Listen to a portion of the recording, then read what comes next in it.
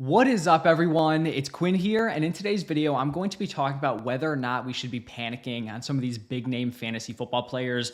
I did a similar video last week after week 1, but after 2 weeks of the NFL season, if some of these dudes have had bad games, in back-to-back performances here, it could be time to start to panic. Should we be selling low on these players? Or do I think they're going to be fine? It's just a bad couple of weeks. They'll bounce back. I'm going to be talking about a bunch of these underperforming players in today's video. If I didn't mention someone you're worried about, you can just drop the name down below. I'll be sure to give you my thoughts on them. If you enjoyed the video, hit that like button and subscribe. But I feel like we have to start it off here with the Dolphins wide receivers. Tyreek Hill, Jaylen Waddle, obviously both very highly drafted. Tyreek Hill was a pretty consensus top 3, top 4 pick. Jaylen Waddle was someone who was going late round 2, somewhere in round 3. So both these guys were fairly highly drafted, and a lot of that was due to the quarterback play of Tua, or at least just having a quarterback who could support them to some decent upside. Tyreek Hill coming off back-to-back high-end wide receiver 1 seasons. Jaylen Waddle, who had kind of settled in as like a very nice, solid wide receiver 2. And there's no doubt about it. Losing Tua is a massive hit to both these dudes. He seems like he's going to be out at least 4 weeks. They put him on IR. I will say, though, it sounds like he still wants to return to football. I guess it's not really my place to give my opinion on that. But if he is trying to return, like maybe he could come back this year. And so you're kind of treading water with these guys in the short term, but maybe 5, 6, 7 weeks later, maybe we get Tua back at quarterback and these guys will be fine. But there definitely is some uncertainty there. So I kind of just want to talk about how I think these guys are going to perform without Tua at the quarterback position. We saw a stretch of 4 games, or just 4 overall games in 2022 where Tua was missing with those concussion issues. In those 4 games, Tyreek Hill averaged 15.7 PPR points per game. Now, 15.7, that's not great, especially if you drafted Tyreek Hill coming off a 23 point per game season. But I will say, in those 4 games, he did not get into the end zone a single time. So that's not something where I think he's just incapable of scoring touchdowns if Tua is not playing quarterback. So that should improve. I'm personally still expecting top 10 wide receiver 1 production out of Tyreek Hill. We know he's one of the best wide receivers in the NFL. You have Mike McDaniel there at head coach. He's going to get him his opportunities. I think Tyreek Hill will be fine. I don't think he's going to have the same ceiling he did heading into the season, but I still think he'll be giving you top 10 wide receiver production with Tua out of the lineup. I think Jaylen Waddle is the bigger issue here. We saw in 4 games without Tua in 2022, he averaged 10.2 points per game. He also did not get into the end zone, but I would say I'm definitely more concerned with Waddle here. It's just tough to see him having more than like weekly wide receiver 3 upside. Like he kind of seems like a boom bust wide receiver 3 where he could just completely fall flat. He could rip off a big play, have a big game, but it just doesn't feel like there's a lot of consistency there with Jaylen Waddle. So I'd say I'm much more worried about Jaylen Waddle moving forward, but both these dudes would definitely take a hit. Now, the next wide receiver I want to talk about here is going to be Ja'Marr Chase, someone who was, drafted mid-first round area, maybe slipped to the back end of the first round later on in draft season when we had the contract dispute. But through 2 games, he is averaging 9.8 PPR points per game, and I'm really not worried here. Like I said, he was dealing with that contract dispute pretty much right up until week 1. Seems like that's done, even though he doesn't seem overly happy about it. I just think Ja'Marr Chase is way too talented. Joe Burrow is too good to not have the situation just completely bounce back. Ja'Marr Chase came in as a rookie, averaged 17.9 points per game. He averaged over 20 PPR points per game in his second NFL season. I have no concerns with Ja'Marr Chase rest of season. If you can buy low on him, people are acting like he's not a top 5 wide receiver rest of season. I would definitely be looking to do that. Now, the next wide receiver here is going to be Chris Olave, and he has scored 15.9 total points through 2 weeks. And this might be like the one player in this video that I'm actually higher on than I would have been like coming into the season. With a lot of these other dudes, I might not be full-blown panicking, but I probably wouldn't feel great, with where I drafted them coming into the season. With Chris Olave, I think you could make a real argument that he'd be drafted higher, or at least I would draft him higher than where I had him ranked coming into the year. Olave's limiting factor and the concern heading into the year has just been the quarterback play and the overall upside of the Saints offense. We know that Chris Olave is talented, but year 1, year 2, he just hasn't had a ton of support around him, in terms of touchdown upside on the Saints offense, and then just the quarterback play here with Derek Carr. The Saints went out week 1, week 2, back-to-back 40-plus point performances. Derek Carr has looked absolutely great. Clint Kubiak looks like an absolute smash signing at the offensive coordinator spot. So I'd bet on Chris Olave being a top 15 wide receiver rest of season, and I definitely think he could be a top 12 like fantasy wide receiver one. We know Chris Olave is a very good player. It seems like he's now going to have that offensive support. He's going to have the quarterback play. So Chris Olave, I'm not panicking at all. I actually feel great with him moving forward, and I think he is a very, very strong buy low option. Keeping it rolling here at the wide receiver position, the next guy is going to be Brandon Aiyuk. And through 2 weeks, he's averaging 6.5 PPR points per game. And there's also very little panic here with Brandon Aiyuk. He missed training camp with his contract dispute. A slow start really shouldn't have been shocking in this situation. And then you just look at the injuries to the 49ers. My big concern with drafting these 49ers pass catchers, Debo, Aiyuk, George Kittle, was that if they are all healthy, even CMC in there, but I wasn't really concerned about drafting CMC for this reason, when they're all healthy, it is going to be very tough for the wide receivers or the tight ends to have much of a ceiling because all these dudes are going to be involved. They don't really have a ton of weekly floor because 1 week it could be two of them. The next week it could be a different two who are like balling out, being heavily targeted in the pass game. But I think now Aiyuk really does have some ceiling moving forward because you have CMC on IR, you have Debo Samuel, who's expected to miss a few weeks.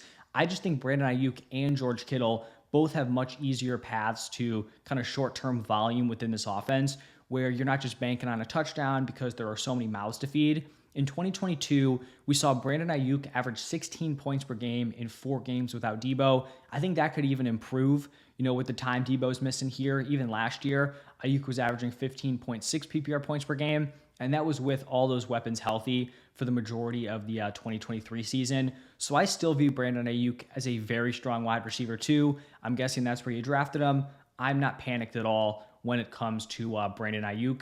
Now, one wide receiver here who I think a lot of people are very concerned with is going to be Tank Dell. And admittedly, he was one of my favorite targets coming into this season. I have him on at least a few of my fantasy rosters, and he's been bad through 2 weeks. 5.6 PPR points per game. But I think a bright spot here is that his usage has actually been better than what I was anticipating early on in the season.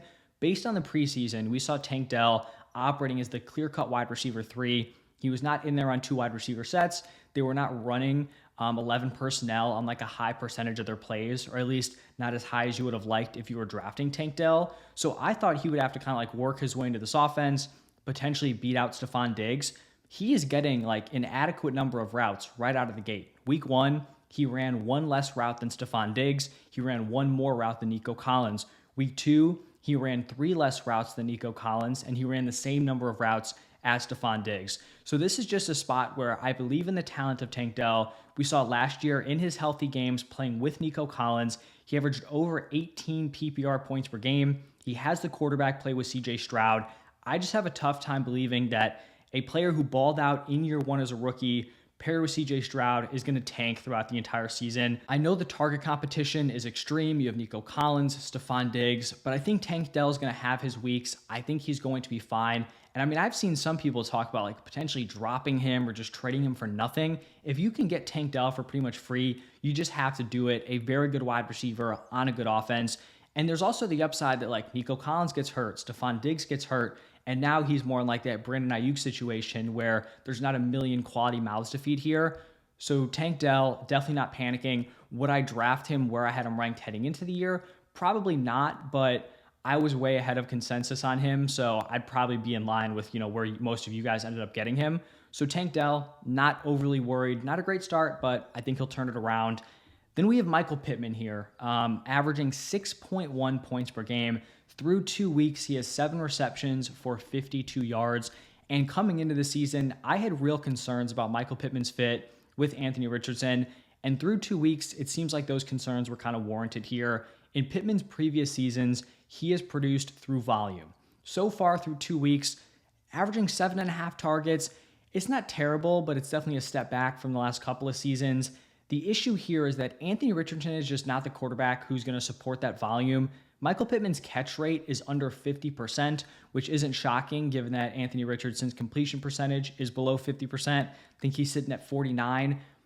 I just think there are a lot of factors here that do not benefit Michael Pittman. This is not going to be a high volume passing attack. Richardson is not an overly accurate quarterback. They're going to be pretty run heavy in the red zone with Richardson in his legs. Jonathan Taylor at the running back position. And then I think when you're looking at Anthony Richardson's strengths and his deficiencies, I think Michael Pittman is directly hurt from Richardson's deficiencies, and I don't really think he benefits from his talents because he's not the guy burning down the field, the Alec Pierce, the A.D. Mitchell. So when Richardson makes an amazing play, throws like a 70-yard bomb to Alec Pierce, that's not helping Pittman, but when Richardson is inaccurate in the short to intermediate areas of the field, that is directly hurting Michael Pittman. So I was not in on him heading into the year. I don't have any shares. I would be pretty panicked here. If you can flip him to someone who thinks he's going to have a major bounce back here, they like his past production, they think this is just a down 2 weeks, I would definitely look to jump on that. I'm not saying he's going to be completely terrible throughout the rest of the season. I'm sure he'll have his fine games, but Pittman's never been a super high ceiling option. He's never been a big touchdown scorer. So now if the volume's under question, like if he's not going to be catching 5, 6, 7, 8 balls a game, that's concerning to me with Michael Pittman here, and I would be trying to get off of him. Maybe you wait for a big game to flip him, but at some point, if these bad games keep kind of stacking up, people are going to be less willing to kind of take him on here. So not feeling great about Pittman. Another wide receiver I'm not feeling great about is Terry McLaurin. Through 2 weeks, he has 8 receptions for 39 yards, and subpar quarterback play has really been the story of Terry's career. And I think some people thought Jayden Daniels would be the guy who comes in, talented prospect, and kind of raises the ceiling here for Terry McLaurin. Daniels was going to be the guy who finally elevates him, at least in 2024. I just don't think that's happening here. Through 2 weeks, Jayden Daniels is 32nd in air yards per attempt at 4.6. The Commanders are not going to be a high-volume passing attack. Terry's sitting at a 22% target share, a 20% target rate, which just isn't going to cut it if he doesn't have touchdown upside, if he's not being used down the field. So like if he was, just getting chucked bombs to him with that target share and you could expect a little bit of improvement, I don't think that would be awful. But when he's not being used down the field a ton and he's not going to be getting into the end zone just based on this offense and Jayden Daniels being able to get in with his legs, it's going to be tough for him to produce. I'd expect him to be a little bit better moving forward, but I feel like it's tough to see upside better than like sketchy weekly wide receiver 3 production. So I'm not feeling great about Terry. If I could flip someone like Terry or Pittman for Tank Dell, I would definitely look to do that. I know some people might feel weird doing it because like Pittman and Terry are the wide receiver 1s on their offenses, but they're wide receiver 1s with quarterback question marks compared to Tank Dell, who might be the number 3 option, but in terms of volume, him and Diggs are still somewhat in the same ballpark, but he actually has that quarterback play on a good passing attack. So personally, if I could get Tank Dell for either of those dudes, I would. And I guess continuing on with the wide receivers that I am pretty concerned with, another one here is going to be Christian Kirk. This has been a wildly bad start. 2 receptions for 29 yards in 2 games here. The fact that in week 2, Evan Ingram was injured and Kirk only managed to catch 1 pass for -1 yards, that is insane. Like you would think with Ingram out, Christian Kirk would become more of a volume option, get a ton of opportunities. That was not the case.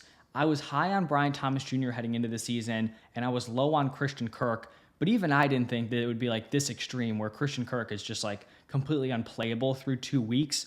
I just wait for a decent game here and try to get out. I talked about it heading into the year. Christian Kirk is not locked into 2 wide receiver sets. Brian Thomas Jr. has played very well to start off the season. He's not going away.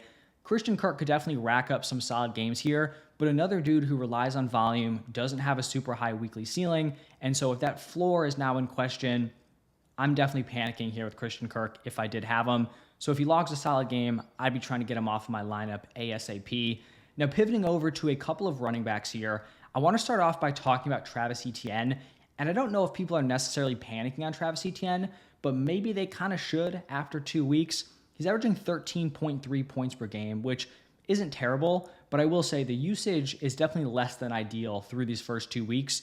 In week 1, kind of shockingly, we saw Tank Bigsby match Travis Etienne's 12 carries. That was odd, especially because it was like Etienne lost a fumble, then Tank Bigsby got more run, so maybe he was kind of being punched a little bit. But Tank Bigsby also looked really good in his opportunities. He was more efficient on the ground than Travis Etienne. So maybe this was a thing where like Bigsby was rough last year as a rookie. He looked good in training camp. They want to get him more involved this year. All right, whatever, not ideal, but it is what it is. Then in week 2, Tank Bigsby gets hurt, and Dearness Johnson steps in, plays 28% of the snaps, which isn't terrible, but he took 2 of the 5 goal line carries, which is concerning because even in week 1 with Tank Bigsby stepping in, Etienne was still getting all the valuable touches, the goal line looks, the third downs, the 2-minute drills. If we now have a backup running back working in on the goal line, that is less than ideal, especially because it wasn't even Tank Bigsby. So through 2 weeks, it doesn't look like a situation where they just wanted Tank Bigsby to get more run, which I guess could be positive or negative. Like if Tank Bigsby, they thought he was really good, then maybe that's concerning for Etienne's job security. But I think it might be equally, if not more concerning, that they just want a second running back in here, regardless of who it could be, whether it's Bigsby, Dearness Johnson. It doesn't seem like they want to give Etienne the same usage he had last year, which for fantasy, is objectively a very, very bad thing.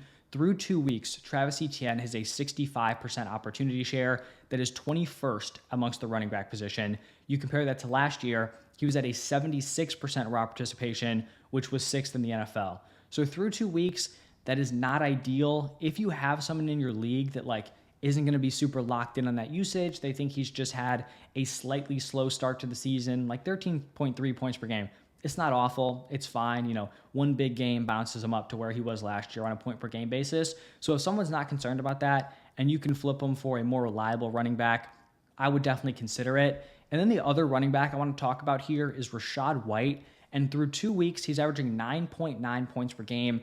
But once again, we are just seeing his brutal rushing production. He has 25 carries through 2 games for 49 total yards. He has the 3rd most rushing yards under expected out of all running backs this season. And this has not been a one season issue here. He averaged 3.7 yards per carry as a rookie. He averaged 3.6 yards per carry in year 2 when he was operating as the workhorse. Last year, he had the most rushing yards under expected out of all running backs.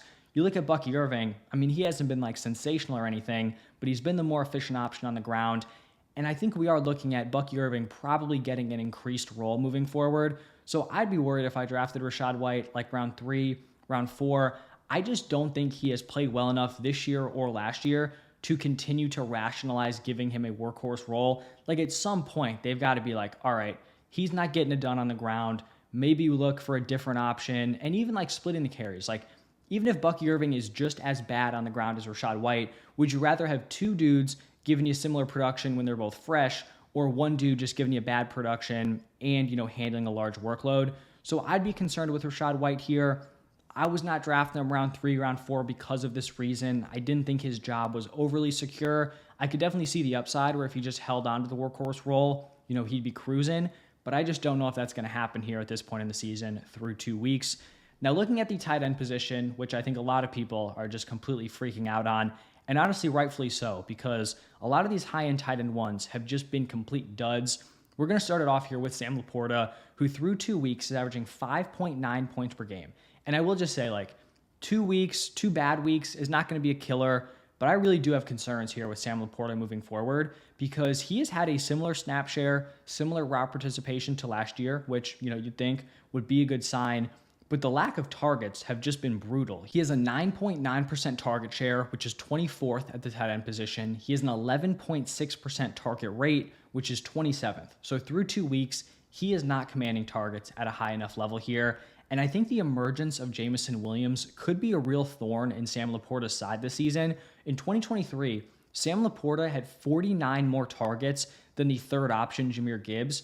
In 2024, LaPorta is 4th on the team with 8 targets. You have J-Mo more than doubling up his targets at 20, and then Jahmyr Gibbs has 5 more than him at 13.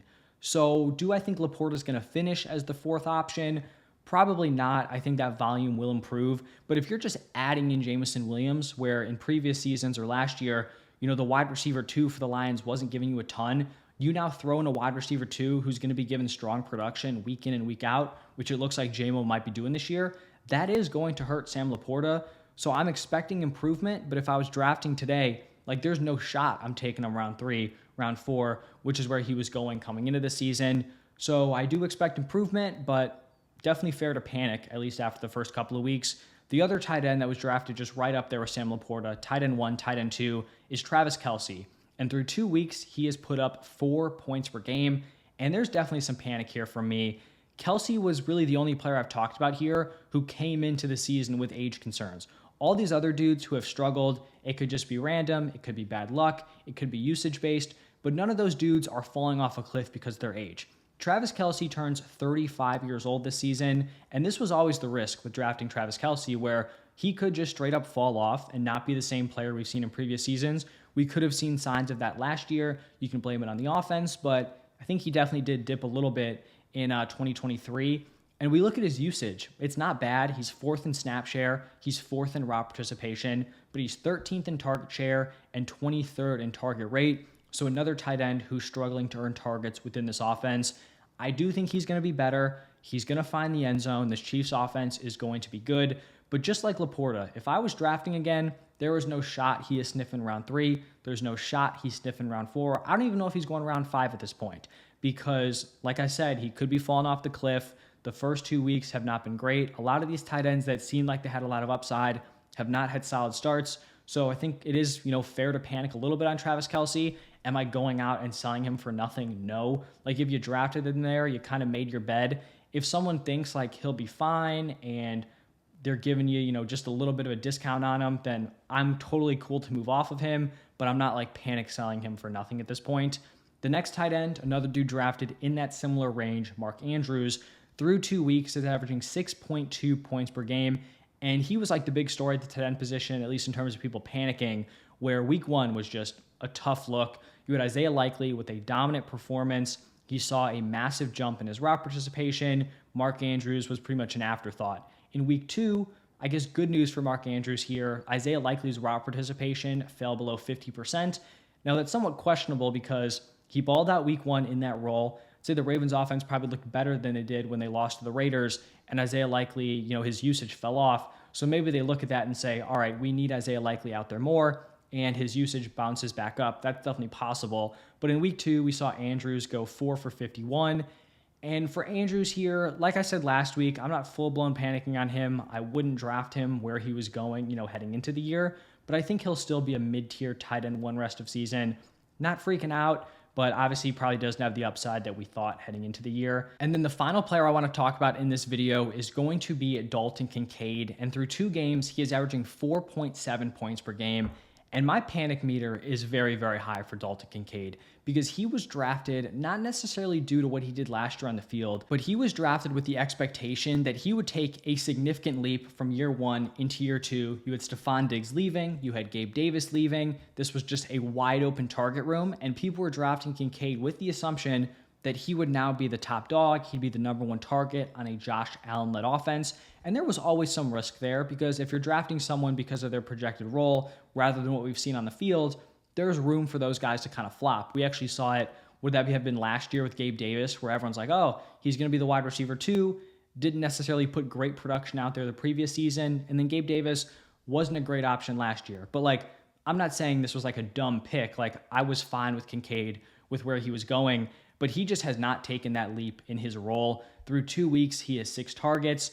And if you have 2 down weeks in targets, it's not the biggest deal in the world, especially we haven't seen one of these wide receivers step up and be the clear top option. It's still up in the air who's going to lead this team in terms of fantasy points per game at the wide receiver or tight end position.